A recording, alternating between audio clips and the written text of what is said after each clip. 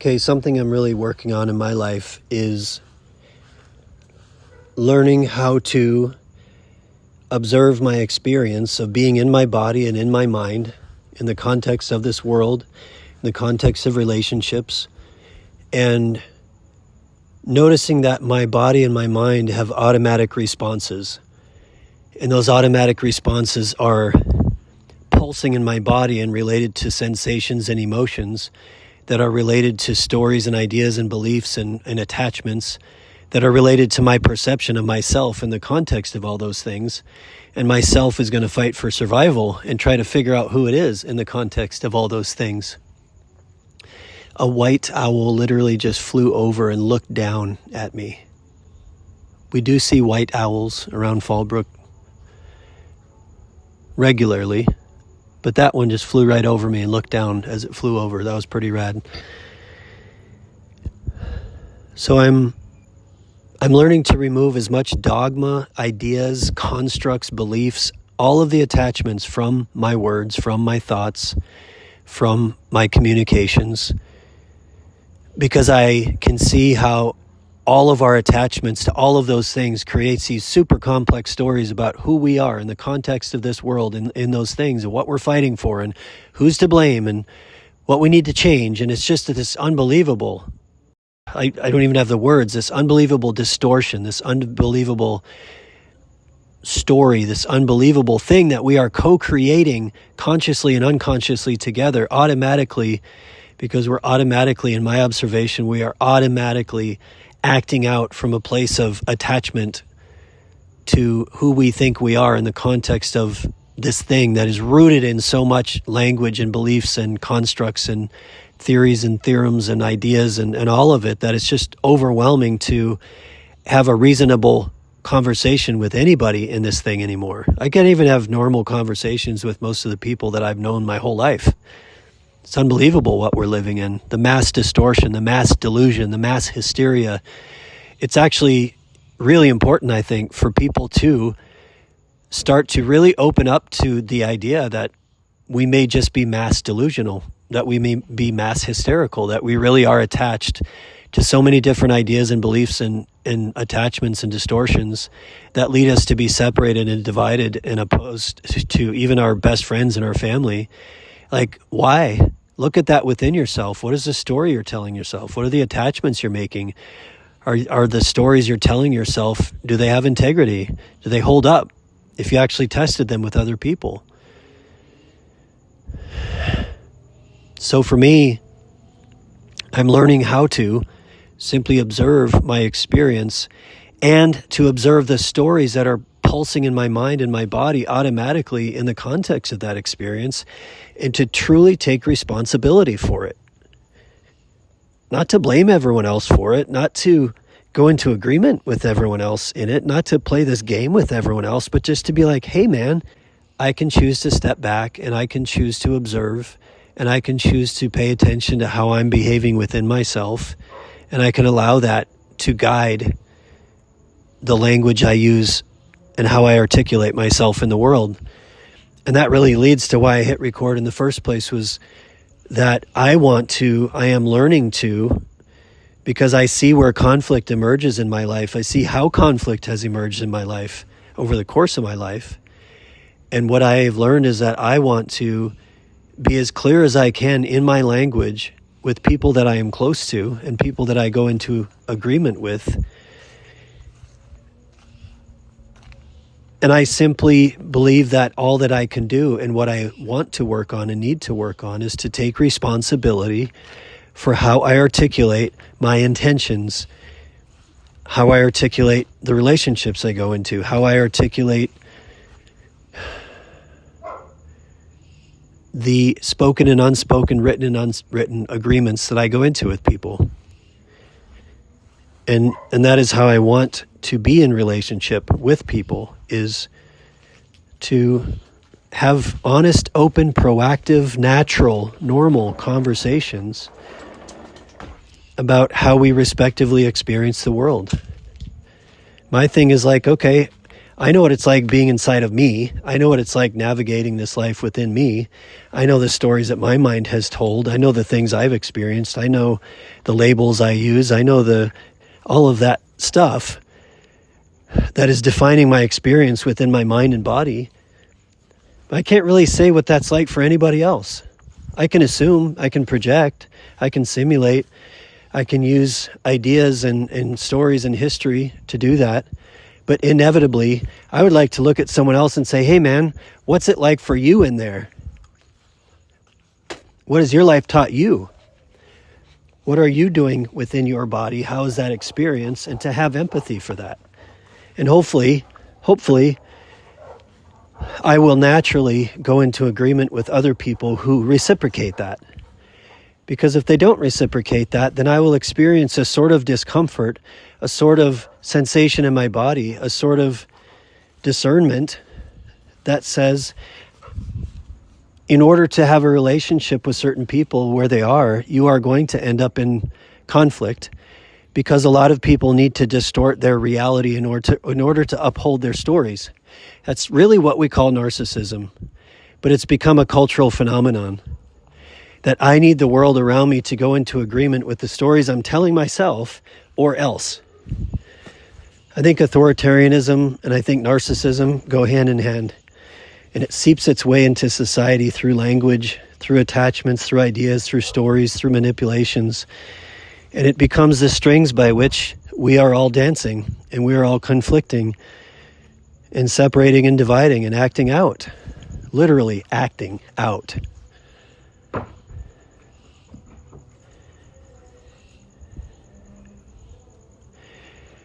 So all I can do is hit the record button on the magic box and speak from a place of honesty. I also try to do that in my art, because that's a different medium of communication. I try to do that in how I interact with people. That's a different medium of communication. How I move, how I speak, how I interact with the world around me. That's all I can do. And I'm curious about how other people do that. And I want to challenge myself to take responsibility how I'm doing that thing within myself and how that's interfacing with the world around me. And I want to go into agreement with other people who are doing the same. And I think I naturally will, because that's just how it works. Eventually you just learn that you repel people who naturally need to distort their reality, their mind, their stories, in order to uphold their version of reality. We experience that as denial. We experience that as deceit. We experience that as resistance. We experience that as conflict. We experience it as projection. We experience it as manipulation. Anytime you experience any of that from someone, if you notice the sensation related to it, it's all about someone else is trying to manipulate your perception or your experience of reality so that you go into agreement with what they need to feel okay about themselves. That's narcissistic parenting. That's just inherently what we think of as narcissism, but narcissism on steroids enacted as organizations is like authoritarianism, fascism, whatever, some ism, a thing that people say, everything will be okay as long as you go into agreement with exactly what we tell you to go into agreement with. If you don't, you're bad, you're wrong, you're part of the other, you're something that we can label you, that we can diminish you, that we can deny you, that we can silence your voice, because that's how it's always been done. You have to rise above that within yourself, have to rise above that within these places that we share, because that's how we are manipulated. And it's so clear. And I'm sharing my perspective of an answer within that. Because I think it's existential. I think it's the root of a lot of major issues that we all experience and face, is allowing ourselves to be divided and separated and manipulated by people who need us to go into agreement with their perspective, regardless of how it affects us, our children, regardless of what it does to us, regardless of how much it hurts or harms, we have to go into agreement with their point of view or else. Doesn't that sound like the world we're living in? There are answers to why that is, very clear answers to why that is. It's rooted in your heart. It's rooted deep within your bones. You have the answers within you. You know the truth within you. Can you allow yourself to observe it and discover it within yourself, working through your own distortions, working through your own denial, working through your own attachments, working through the stories you're telling yourself and how you're acting those stories out in the world around you? Can you be willing to observe from the inside out, from a place of honesty, from a place of openness, not forcing or expecting others to go into agreement with your point of view or else? It's the or else part that's really scary. It's the or else part that most of us are manipulated easily, because there's always some story about the other in the or else part. We have what it takes to really grow as a family, as a species, as a community.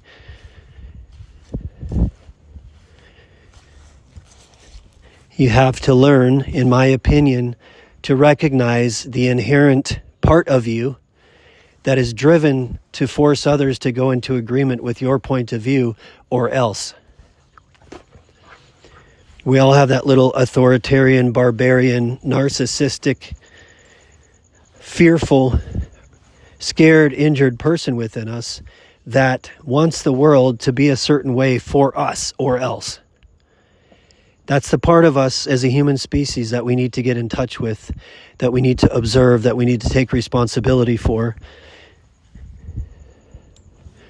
And if you do within yourself, you won't be so easily manipulated. You won't be so easily divided. You won't be so easily separated and divided from the people that you love, that you are arguing with within your families and your communities and your homes and your schools and your churches and everything. It's unbelievable how far we've gone with this.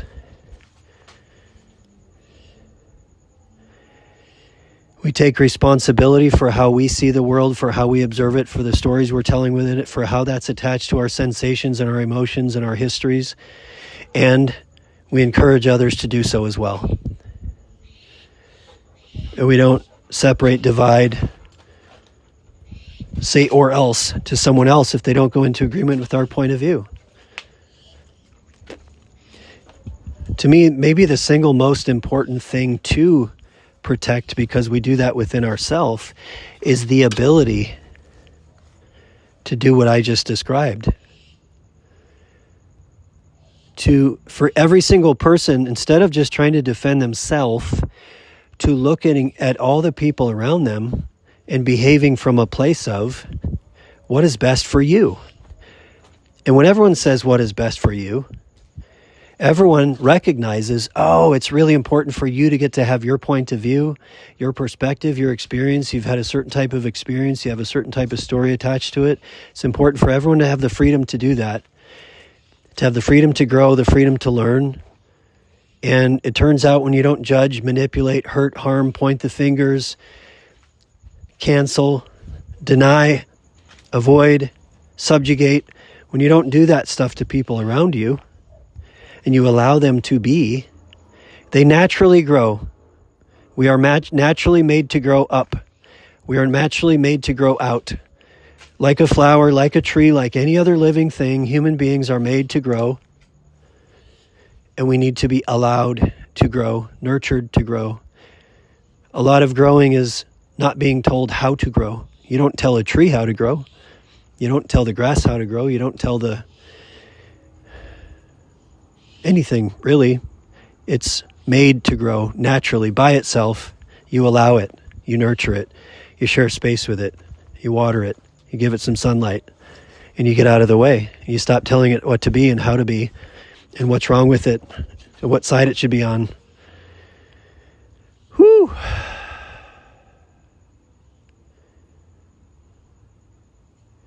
I hope I'm honoring our relationship together by being as open and honest as I can be from the place that I am living.